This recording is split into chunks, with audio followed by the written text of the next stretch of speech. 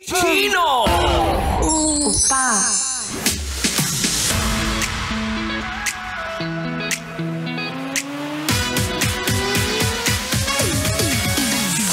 Hoy, ikaw na talaga nga namang hindi pa nakaka-move on sa ex niya. Bakit hindi ka maka-move on? Ganun ba kagaling? Ganun ba kahigpit? At ganun ba ka-performance level ang iyong kanyang pinakita? Hindi, akin lang naman mahal. Iniwan ka na nga, pinagpalit ka na nga, hanggang ngayon umaasa ka pa rin. Umaasa ka pa rin na baka sakaling siya ay bumalik. Tama, mali. Hoy! mahal. 안녕하세요. 김치노입니다. Yes, mahal. Ako to ang spicy opo mo sa radyo na kapag natikman mo. Hanapin mo. Ako to si DJ Kim Chino at nakakasama mo ko. Di ba nga, 69 tayo gabi-gabi. 6 to 9 p.m. Ako ang iyong makakalambingan. Ako ang iyong malalasap. Oo, mapadriver ka man, tindera, o nasa trabaho ka man. Shoutout sa'yo na mahilig sa maling tao. Pero mahal, no? Totoo kasi yun eh. Yung mahirap talaga makausad, lalo na nakasanayan mo na yung tao. Kumbaga kasama na siya sa sistema mo eh. Yung araw-araw na ginawa ng Diyos at talaga nga naman pagising mo. Alam mo na yung routine eh. Kung paano siya i-reach out, kung paano siya mahalin, at kung paano kanya baliwalain.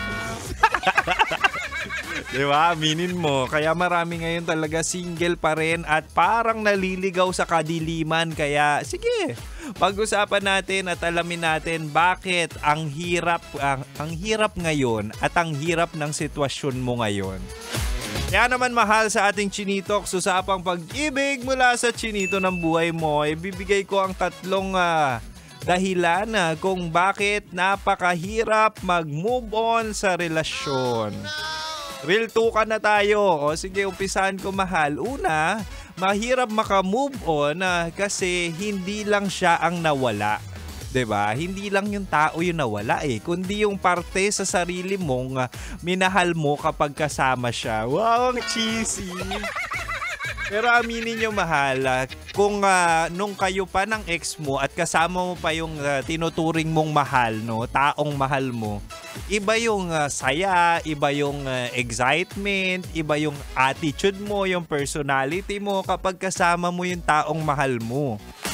Pwedeng sa trabaho ay seryoso ka, pwedeng ikaw ay stricto, ikaw ay laging dominante. Pero kapag kasama mo ang taong mahal mo, ay para bang nagiging kuting ka. 'Di ba?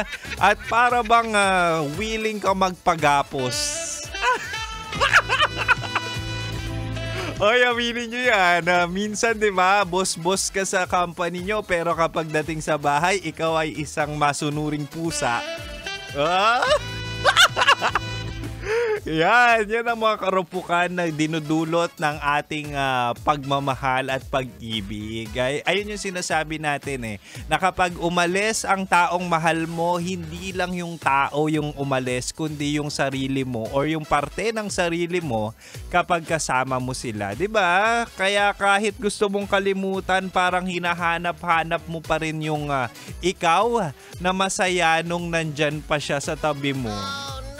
Oh, 'di ba? Yan yung hirap eh. Ayan yung hirap kung bakit hanggang ngayon ikaw ay nasa moving on phase. Kasi hindi naman isang araw makakalimot ka na agad sa taong minahal mo at sa taong nang iwan sa iyo. O wala, isa pa lang yan. Isa pa lang yan sa mga dahilan kung bakit ang hirap mag-move on. Sige, unawain natin. Unawain natin ang kalagayan mo ngayon. Ang iyong pag-usad sa taong hindi naman para sa'yo. Mahal, makakasama mo ko hanggang 9 p.m. pa si Kim Chino. But for now, makinig ka muna ng hinanda kong pang malakasang tugtugan na talaga nga namang sana makatulong sa ating pag-move on. Kaya naman mahal, manatiling nakatutok dito lang sa 90.7 Love Radio. Kailangan pa bang i-memorize yan? Basic! Ito na. Metro's #1